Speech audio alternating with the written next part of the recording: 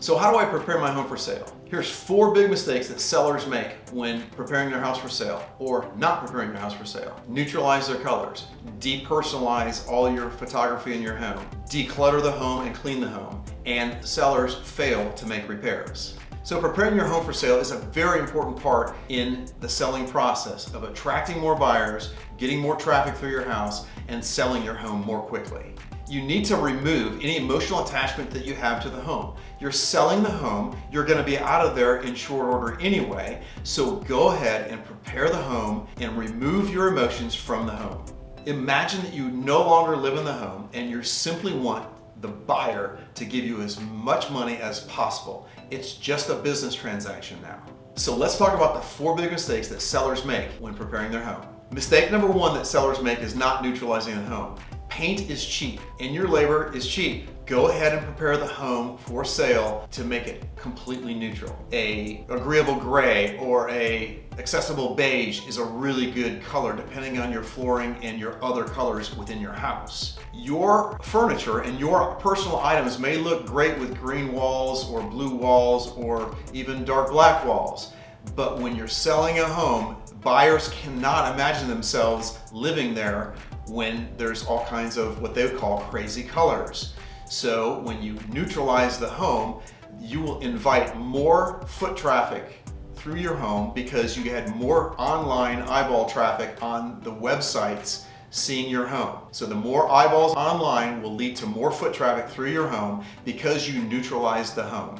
Mistake number 2 that sellers make is not depersonalizing the home. When sellers continue to have a lot of family photographs on the walls throughout the home, that's pretty normal. That's the way we live. However, you're not going to be living there in short order. So you need to take all of the photographs off of the walls because what happens is buyers walk through a house that has a lot of photos and they just can't feel themselves living in that house. And so they walk out of the house and say, I don't know. I'm just not feeling it. And what we recognize as a buyer's agent is the buyers spent all the time looking at your family photos instead of looking at your home and all the features that it has to offer. So depersonalize the home, take the photographs down. 1 or 2 or 3 photos isn't a big deal, but you need to remove all the photos off the refrigerator and all of the family photos and portraits and wedding photos and baby photos and all of those things so they can visualize themselves living in your home. Mistake number 3 that sellers make is not decluttering the home. You're moving anyway, so go ahead and get a storage unit so that you can take any excess items out of the home. If the room has too much furniture, the buyer feels like the room is small. If the closets have too many clothes in them and all the winter clothes are there in the middle of summer, then the buyers feel like the closets are too small. So you want to prepare your home in this way. Less is more. So go ahead and fill up that storage unit, get the excess furniture out, get the excess clothing out, declutter the countertops in the bathroom and kitchens, and these tips will go a long way to be able to attract more buyers because remember,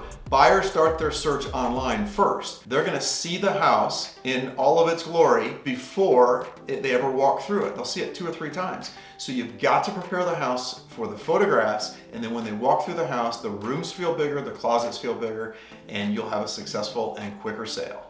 Also part of decluttering is getting the home deep cleaned. You want them to, again, have a model home experience. Clean the baseboards, clean on top of counters, everywhere that you can possibly deep clean this house. They want to feel like the original Mrs. Clean lived there. Clean the house to the fullest extent. In addition to that, think about the outside curb appeal. So you want to make sure your bushes are trimmed and bushes, hedges, fresh flowers, mulch. It doesn't cost a lot of money to really make the outside of your house look awesome, and curb appeal can really sell a house. And lastly, make sure the house smells good. There's something about walking into a house and something's baking in the oven. It just reminds me of grandma. You know, grandma's cooking cookies in the oven and the grandkids run in and they smell the cookies and when the cookie's gonna be ready? That's the kind of smells that attract people to what they call home.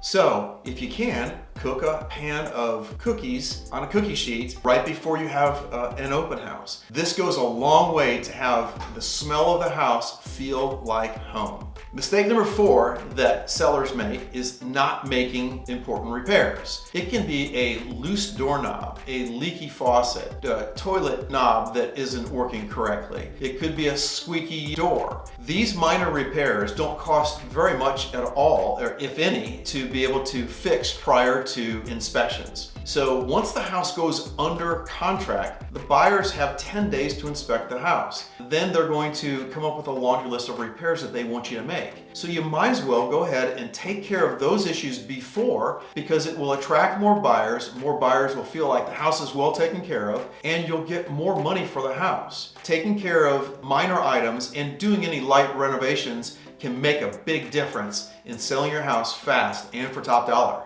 So another great idea is to have the home inspected prior to listing the home on the market. This will allow you to see what a home inspector is going to ding you for, if you will, on items that they're going to find on a home inspection. The home inspections have 30 to 50 pages of reports on the overall health of the home. And they're going to find the leaky faucets and the doorknobs and the squeaky doors and the chimney or the flashing. And the home inspector is going to find these things. So you might as well go ahead and take care of getting a home inspection, and then you've got a punch list that you can actually go and fix. Because if you wait till after the house is under contract, then a licensed contractor has to do the repairs, which is going to cost you thousands. It's a great idea to spend $500 to $600, get a home inspection done, and then go through and you can be the labor that will take care of these items that need to be repaired before the house is shown and before the house goes under contract. Home inspections are always a great idea. So creating an inviting and spacious environment is always a great idea. We want the buyer to have that model home experience. So consider home staging. A home stager can take your existing furniture